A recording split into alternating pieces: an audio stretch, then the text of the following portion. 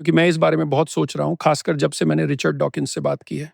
कि ऐसा है, ठीक है, पोस्ट मॉडर्निस्ट प्रकार यानी डेरिडा और फौकॉल्ट या शायद नीत्शे से भी पहले के हैं, जिनका मैं बहुत बड़ा प्रशंसक हूं। वह कहते हैं कि भगवान मर चुके हैं। क्या ये ठीक है? लेकिन नीत्शे ने कहा कि भगवान मर चुके हैं और हमने उन्हें मार दिया है और हम ये पाप धो नहीं सकते। तो ये नीत्शे था, वो कोई मूर्ख नहीं है। उसके पास शब्दों का जादू है। हाँ, ये सच है। तो फिर आप सोचते हैं कि ठीक है, लगता है हमने दिव्यता का अंत कर दिया। तो इससे विज्ञान के लिए क्या मतलब निकलता है? खैर, यह इसे मुक्त कर देता है, क्योंकि एक देवता के बारे में सभी बकवास सिर्फ मूर्ख अंधविश्वास है जो वैज्ञानिक प्रक्रिया को आगे बढ़ने से रोकता है। वो मूल रूप से नया नास्तिक दावा या उसके जैसा कुछ है। ये ऐसा है जैसे, एक सेकंड, अगर आप वैज्ञानिक हैं तो क्या आप पारलौकिकता में विश्वास करते हैं? और उत्तर है, आप न सिर्फ इसमें विश्वास करते हैं, बल्कि आप दूसरी किसी भी चीज से ज्यादा इसमें विश्वास करते हैं। क्योंकि अगर आप एक साइंटिस्ट हैं तो आप अपनी थ्योरी से ज्यादा उन चीजों में विश्वास करते हैं जो आपकी थ्योरी का विरोध करती हैं। अब हमें इस पर बहुत सावधानी से सोचना होगा। तो आपकी थ्योरी दुनिया का वर्णन करती है, और जहां तक आपका सवाल है, दुनिया का आपका वर्णन दुनिया ही है।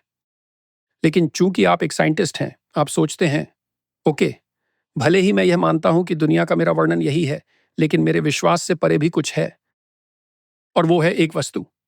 इसलिए मैं मेरी थ्योरी को वस्तु के खिलाफ फेंक कर देखूंगा कि यह कहां टूटेगी, और फिर मैं अपनी थ्योरी को पुनर्जीवित करने के लिए नई जानकारी के रूप में एविडेंस ऑफ ब्रेक का इस्तेमाल करूंगा।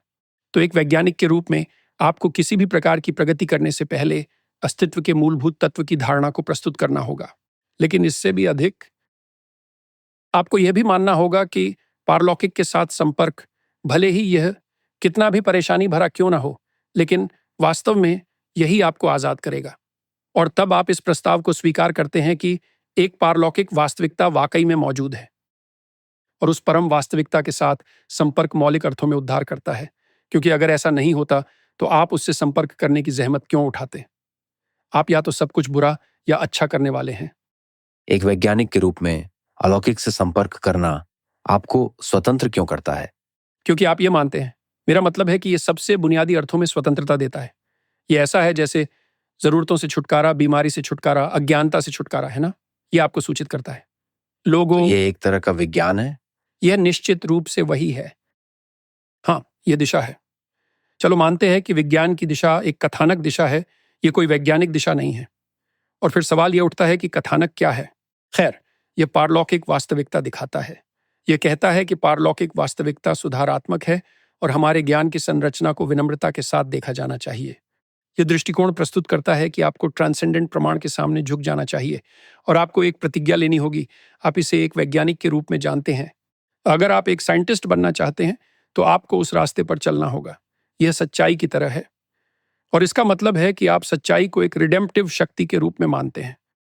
तो रिडेम्पटिव का क्या मतलब है? खैर, हमें विज्ञान की चिंता क्यों है? ताकि लोग भूखे ना रहें, लोग अधिक प्रभावी तरीके से जीवन को और बेहतर बना सके, है ना? तो यह सब एक अंतर्निहित नैतिकता में समाया हुआ है।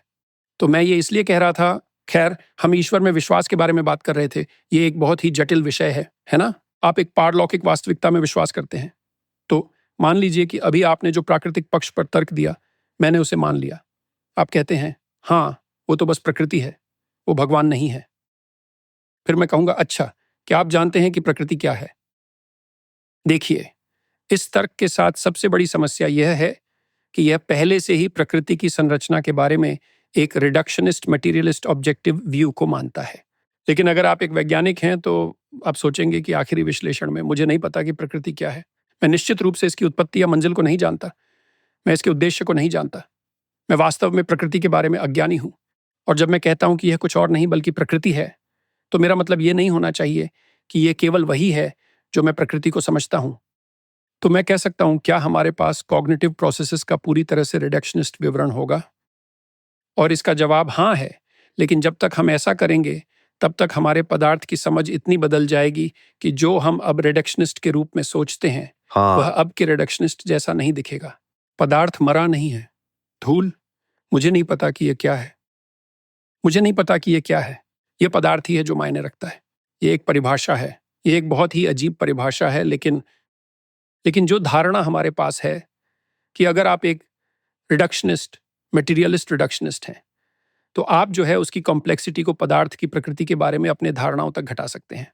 ये कोई वैज्ञानिक प्रस्ताव नहीं है। आपकी इस सदी की, इस सप्ताह की विशेष सीमित मानवीय धारणाएं, तो किसी अर्थ में यदि ईश्वर नहीं है, इस जटिल और व्यापक परिभाषा में जिसके बारे में हम बात कर रहे हैं, ये सच है कि विनम्रता कहीं खो गई है, या ये पर्याप्त नहीं है, या विज्ञान व्यक्तिगत मानव से कहीं अधिक शक्तिशाली किसी चीज के बिना विनम्रता से दूर जाने की बहुत बड़ी गलती कर सकता है।